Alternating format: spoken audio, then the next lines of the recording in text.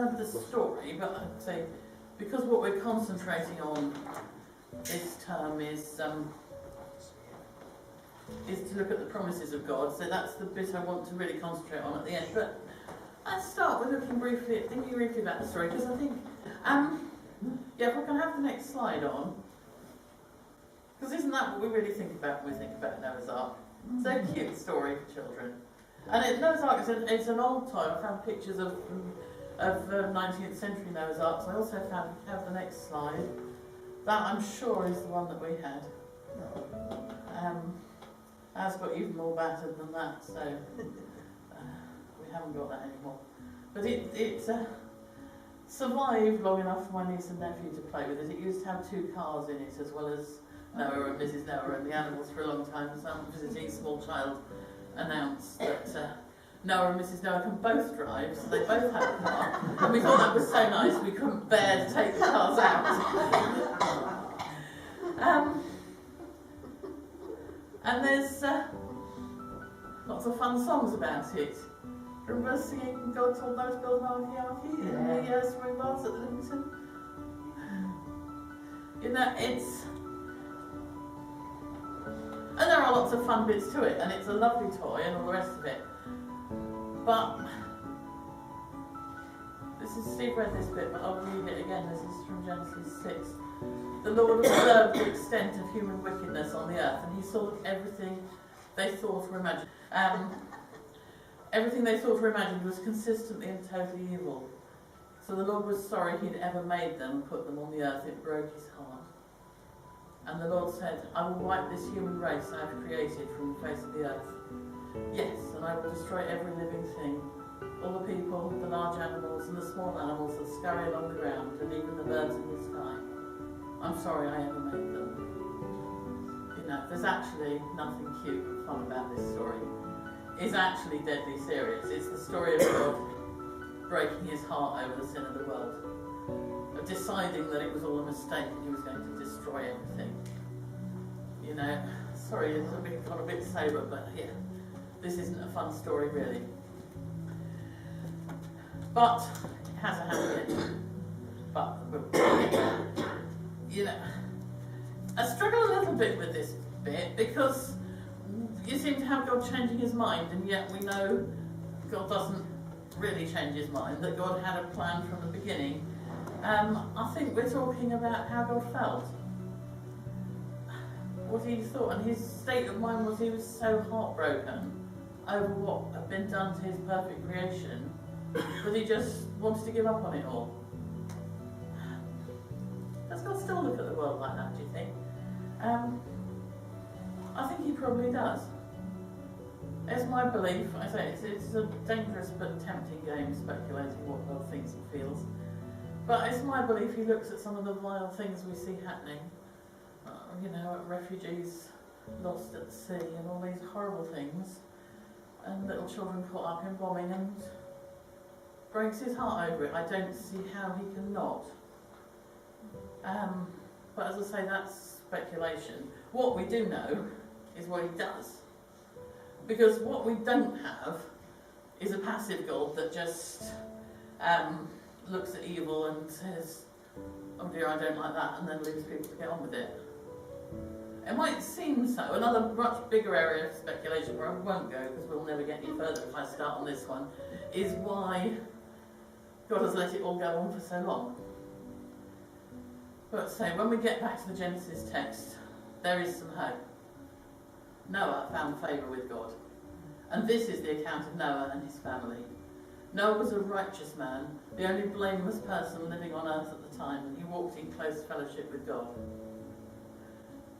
So, Steve's read the bit for us, how God gives Noah these really precise instructions about how to build the ark and what animals to take in there. And then this remarkable statement about Noah. Noah did everything exactly as God had commanded him.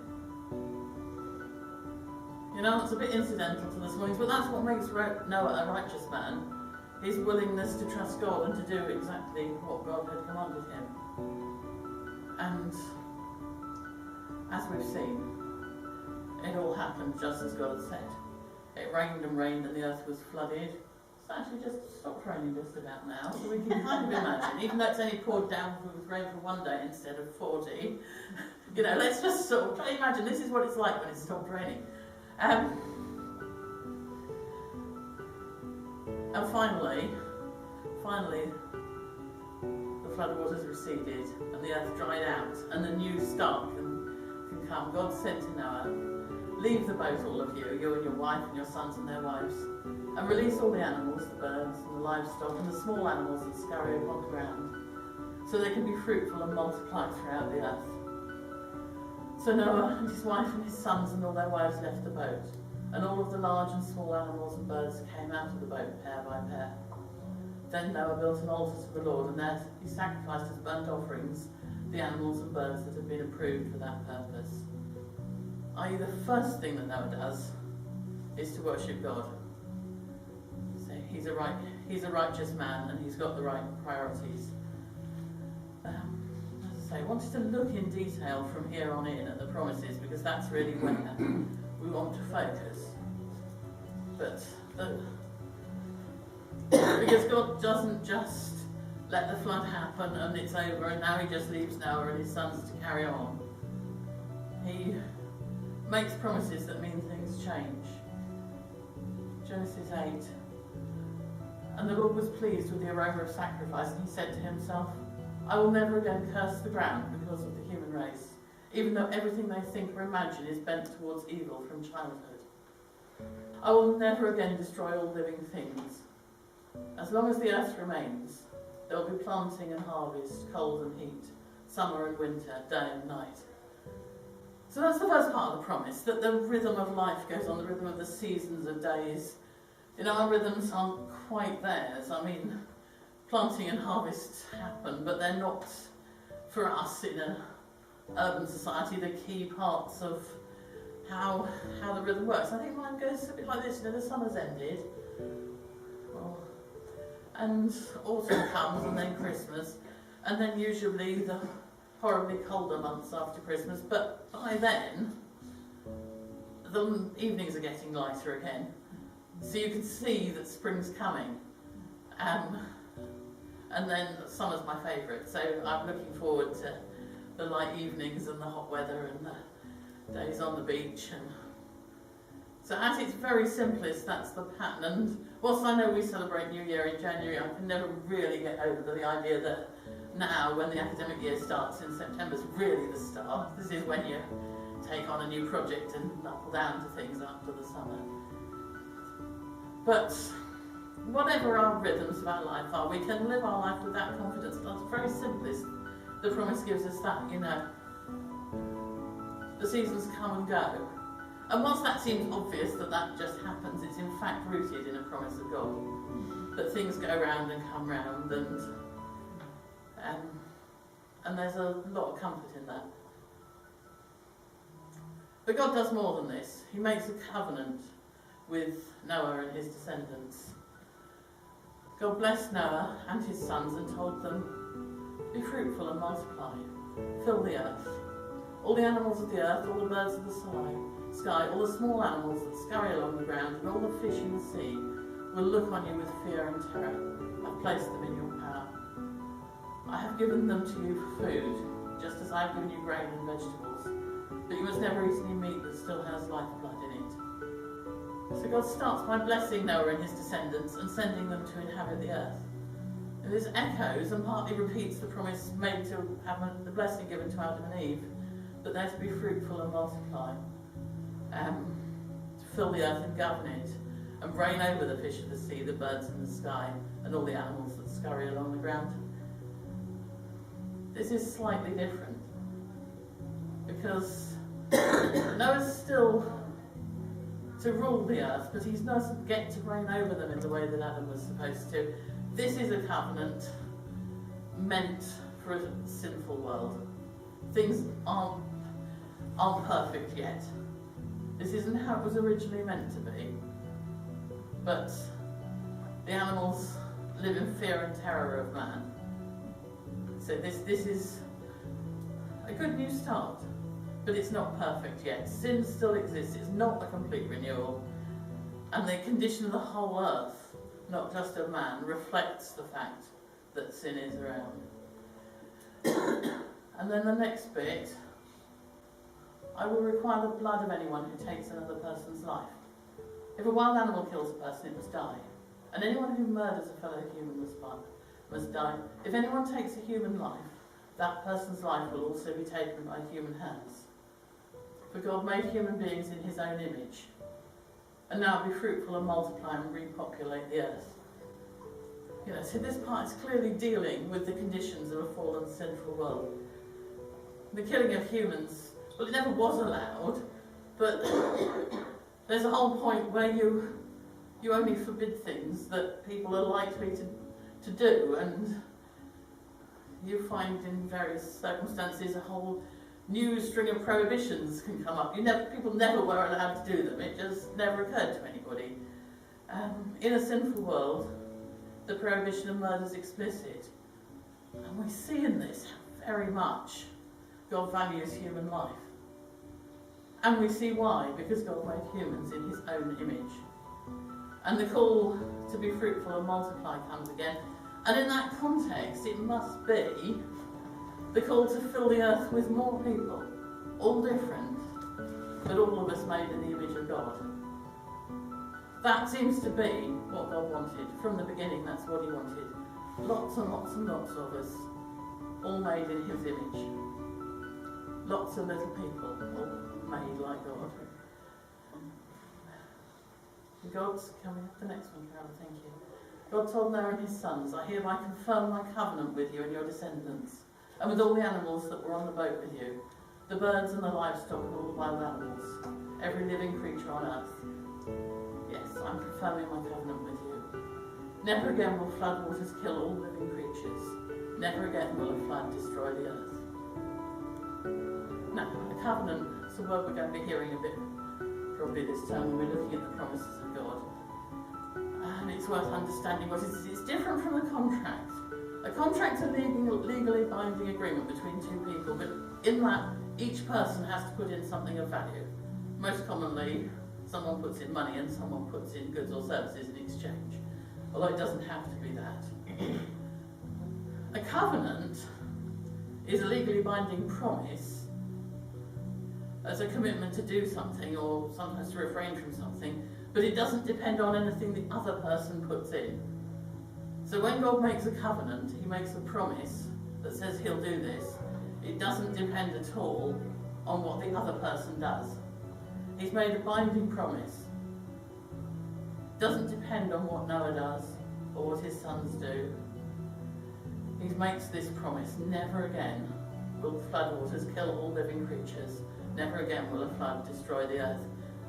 And it's binding, so even if things get so bad as they were before, so that he can't find anybody righteous on the earth, he's not going to destroy it again. And so we can live securely knowing that God's grieving over the state of, if God's grieving over the state of the earth, just as I believe he is, he's still committed to it. He still tells us he's not going to give up on us and destroy it. And I think we can take that, as well as collectively, we can take that individually, that whatever we do, however much we manage to break God's heart by our own actions, he's still committed to us. And of course he sends us the sign. I'm giving you a sign of my covenant with you and all living creatures for all generations to come. I've placed my rainbow in the clouds. It is the sign of my covenant with you and with all the earth. When I send clouds over the earth, the rainbow will appear in the clouds, and I will remember my covenant with you and with all living creatures. And never again will floodwater destroy all life. And when I see the rainbow in the clouds, I will remember the eternal covenant between God and every living creature on earth. Then God said to Noah, yes, this rainbow is the sign of the covenant I am confirming with all the creatures on earth. God didn't have to send a sign, because his words should be plenty, but he does. And it's fascinating when I was thinking about this to think, why the rainbow? It comes when it's raining or when it's just stopped raining, so it's clearly related to the circumstances of this promise. it's not a given. It's not like, we've looked at the rhythm scale and the sun rises and sets every day. The rainbow doesn't come every day. The rainbow comes when it will. It's more capricious, if that's the right word. It's there, and you look. We have seen some spectacular ones from here before these bushes grew up so high. I have seen the most amazing double bow rainbow from here. Do you remember you pointing it out? But we can't obviously, we don't get such a good view then. But you look for a rainbow, and there it is, and then there it is gone. You can create them. It's not only in the sky. See them where there's moving water. You can create them with glass prisms and things. I've never seen one, but apparently there's such a thing as a night rainbow. But it is created by the light from the moon rather than the sun. It needs light and dark, the interplay of light and water. And they're very hard to photograph, but I did manage this one. Oh, that hasn't come out badly on that screen. It's a cloud rainbow. It was literally just above. It was Midsummer's Day, so it was just what you don't expect. It was when the sun was high in the sky, and I happened to have the camera with me. Because usually you can't photograph things, because by the time you've found the camera and stopped the car, and they're gone. And then when you do, they can't see them anyway. I love that one for its beauty, but also for the reminder that they come when you absolutely don't expect. It wasn't raining. It was clear, sunny afternoon. And for some reason, God decided to send us his sign just then. So, we do know that the symbol of the rainbow has been adopted for various other purposes. Let's just not worry about it. It was the sign of God's promise long before it was anything else. And you can totally understand, there's various things, and there's the myths about the rainbow's end and crop of gold and things. So we know we got there first. I worked last year for a company called Rainbow Designs that sold little soft toys. Some genius decided to redesign their logo, and it called it Rainbow Designs, but it had the logo with loads of little stars and things and no rainbow in sight. Never got that one. But, as I say, let's just stick with what we know it means. Because it's not just a simple God saying, I won't flood the earth again. It's God's commitment to creation that he's going to stick with whatever comes next. And so I think the first thing we learn is that it's about the faithfulness of God. And we could have found dozens of references to that. We look at God's promises, we're going to keep coming back to this, that God's characteristic, one of his key characteristics is to be faithful. So there's this one. But we could have found loads more. Your eternal word, O Lord, stands firm in the heaven. Your faithfulness extends to every generation, as enduring as the earth you created. See, God's faithfulness goes beyond just a promise not to repeat the flood. Otherwise, you could have just made that promise, well, there won't be a flood again, no, get on with it. Muddle through as best you can. But God had a plan that went way beyond that, to intervene much more widely in the world. And next week we'll look at Abraham and the start of the journey of God's promise, from a promise made to Noah to not flood the whole earth, to a promise made to Abraham that said, I will make you, I think I've got this one aside, Caroline, please. Yes, I have. He said to Abraham, I'll make you into a great nation. I'll bless you and make you famous, and you'll be a blessing to others. All the families on earth will be blessed through you. So God spoke to Abraham, and this promise starts narrowing down. It's the start of the story of salvation, when God chose Abraham one man to become one nation. But even within the first 3 verses of this story, he tells you it's going to overlap again. All the families on earth will be blessed through you. And now we take a massive leap into the New Testament, through centuries of the history of the people of Israel, to the coming of Jesus.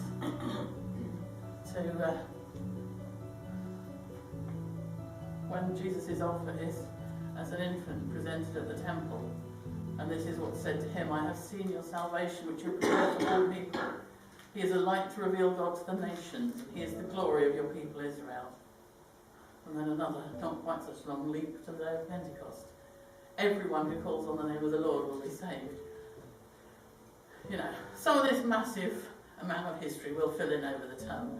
But for now, what I want to take in is that once God made a promise, a commitment to preserve the earth, he also at that point makes a commitment to tackle the problems of sin, to involve himself in the sin of man that got everyone into the trouble it was in the first place. The state of the earth broke God's heart. But the solution he came up with of sending his son broke his heart again. As I say, this isn't a cute topic. This is theology for grown-ups. Because we're dealing with something serious. And we looked earlier at God's desire to fill the earth with people made in his own image. In Jesus, he works to make us more close to his image, to make us more like him. What he wants is to fill the earth with people who really are in his image. So whilst this is a serious topic, of course ultimately there's good news. Good news for us and good news for all creation. Steve spoke about this last week, about the renewal of actually all creation. God sent Jesus not just to rescue us from sin. I mean, just as if that's a small thing, because that's a great thing. But ultimately his promise is to renew the whole earth. One glorious day, all these wrongs will be made right. We jump forward to the end of the book. Revelation 21, I saw a new heaven and a new earth, for the old heaven and the old earth had disappeared, and the sea was also gone. Steve upset me last week by telling me that, well, I knew, but I hadn't quite taken it in. There's no sea. Unbelievably, only a week ago, I was on the beach in the afternoon. It was still summer then. And I was thinking about this one and thinking, I'll miss that. But we got the promise this is going to be perfect. A confidence that whatever God's taken away, he's going to give us back. That whatever satisfaction that the beach and the sound of the sea give me now, which for me actually nothing else quite does, I'm not going to need that, because God is going to fill in those gaps, and whatever the gaps that you will sound like we're going to find in the New Jerusalem, they won't feel like gaps. I saw the holy city, the New Jerusalem, coming down from God out of heaven like a bride beautifully dressed for her husband. As I say, we'll have everything we need. I also don't think there'll be a rainbow, because there won't be sun or moon or night or any darkness at all to create the rainbow. Can we go back on to the next one, Caroline? Thank you. He took me in the spirit to a great high mountain and showed me the holy city, Jerusalem, descending out of heaven from God. I saw no temple in the city, for the Lord God Almighty and the Lamb are its temple.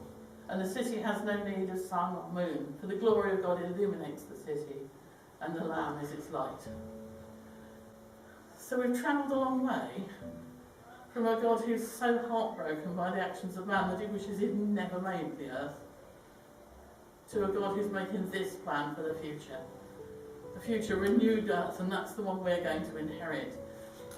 Because if the promise made to Noah means anything, it means it holds out right till the end.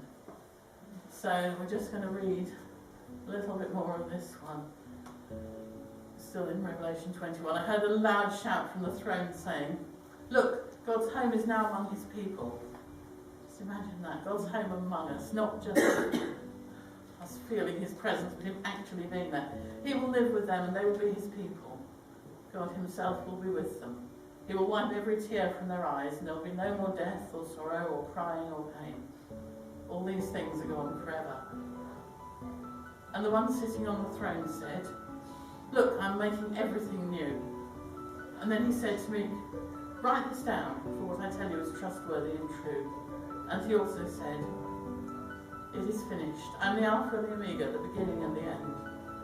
To all you who are thirsty, I will freely give from the springs of the water of life.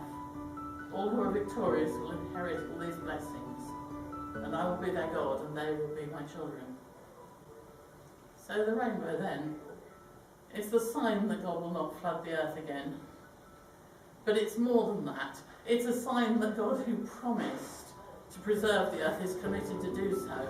And actually, in the end, he sent Jesus to rescue us, and in the end he'll renew the whole earth. And individually, it's the sign that in your life, God's committed to you. That whatever happens to you, whatever you do, even if you behave so badly you break God's heart again, he's committed to you, he stays faithful. So, maybe there'll be another sunshine later and we'll get to see a rainbow a bit later on. Look out for it. But as I say, they come when they come, not to order. But when you do, it says that when God sees the rainbow, he remembers. And when we see the rainbow, remember, that's what it means. That's what God promised.